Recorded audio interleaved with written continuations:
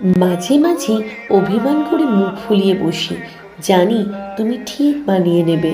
তুমি আমাকে খুশি রাখতে জানো কিভাবে, কেন জানি না। তবে তোমার সাথে থাকলে আমি নিজেকে খুঁজে পাই। তুমি কাছে থাকলে অন্য কোথাও যেতেও ইচ্ছা করে না, কারণ তুমি ছাড়া আমার কথা শোনারই বা কে আছে? হয়তো খুব কম মানুষ আছে যারা আমাকে খুশি দেখতে চায়, কিন্তু তুমি তো কখনো কষ্ট পাওয়ার সুযোগটাই দাওনি। ও দাদা, নিজেরও একটু খেয়াল রাখবেন, বুঝলেন? মানছি জীবনটা আপনার, কিন্তু চিন্তা তো আমারও হয় নাকি?